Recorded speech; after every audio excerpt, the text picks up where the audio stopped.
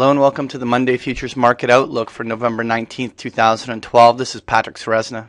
For those of you interested in day trading, we do have a trading room open every morning. Complimentary memberships are available on the website if you visit eminisource.com. In addition, the intermarket analytics that we do throughout this morning's session, we do publish it in a timely market timing newsletter, including those ideas that would best profit from these types of trends. You could, to learn more about the newsletter, visit markettimingstrategist.com. As always, we start off with the U.S. dollar index futures, and over the last 2 months, we've been looking for U.S. dollar to strengthen off of what was an extremely oversold state. We have now reached or approached the top end of the range, which now we've defined as the 81.75 focal point, which is give or take that zone up here. You can see we are already this morning seeing a few slight rejections, nothing that would indicate a new beginning of a trend, but we do believe that that there's a possibility that U.S. dollar is going to have some substantial overhead resistance here, and that the upside that we were looking for the U.S. dollar over the last couple months at this point is very neutral, if not even not enough potential to make it worthwhile looking for more out of the trade.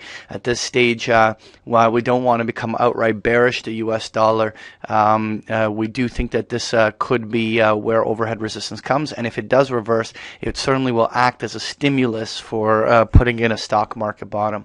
Next year, when we take a look at the euro, whether the U.S. dollar has a substantial move higher still or not will be very much dependent on whether or not the euro here hits a bottom. We're coming into a crucial point. Not only was this 126.50 give or take area where the lows came in back in January, but also some short-term highs came in there in June. This is a Fibonacci retracement level after that short-term top we've seen up along the 31.50 area. If the euro manages to muster a short-term bottom here, not only could the euro muster up a rally back up to the 131.50 area, but we could see short-term strength over the next 2, 3, 4 months that could even see 135 on the upside. While we're not very optimistic about wanting to trade this, it is a possibility, and that kind of a rally certainly would stimulate some of the different markets that we're about to analyze. And so a lot of what is going to play out is whether that U.S. dollar has hit a short-term top or whether the euros hit a short-term bottom.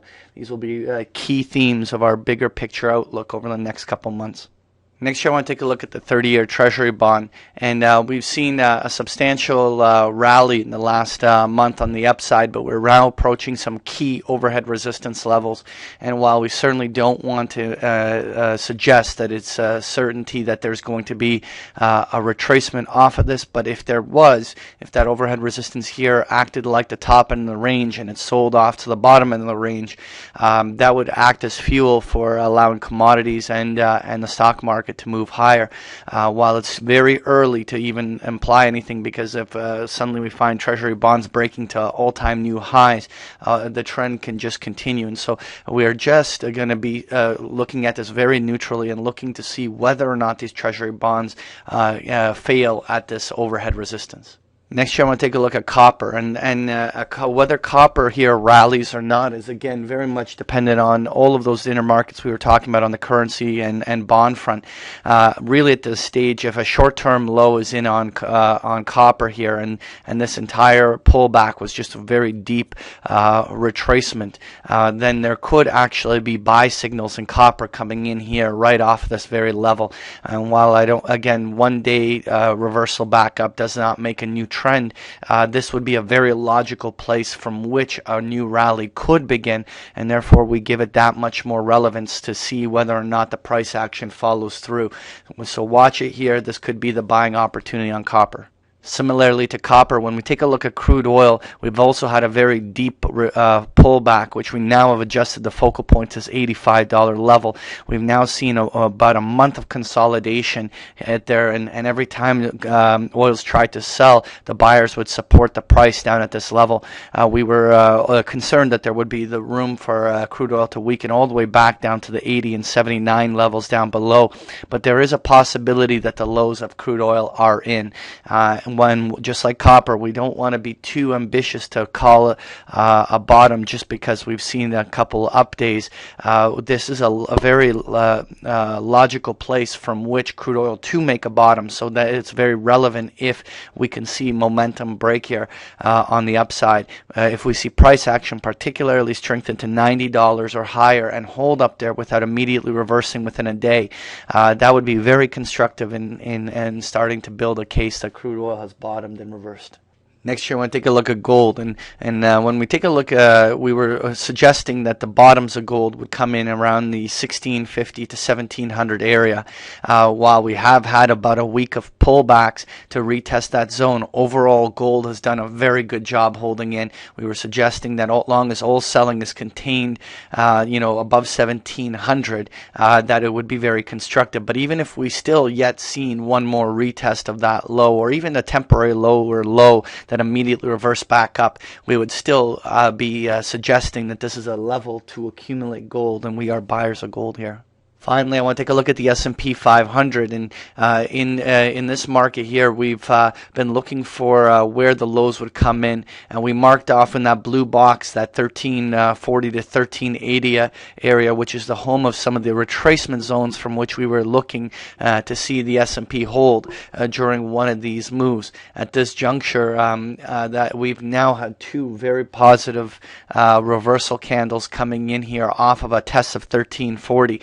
And while we felt that there was room even down to 1330 or 1320 on the downside, it is this is a level where if we saw the stock market bottom, we could have a substantial and material Christmas rally come off this level. We are very interested in the risk-reward proposition of owning the stock market at this level, and while we certainly will not rule out the possibility that there could be one more round of selling, we do believe this is the 8th or 9th inning of a 9-inning correction, and that being a buyer at these levels makes a lot of sense.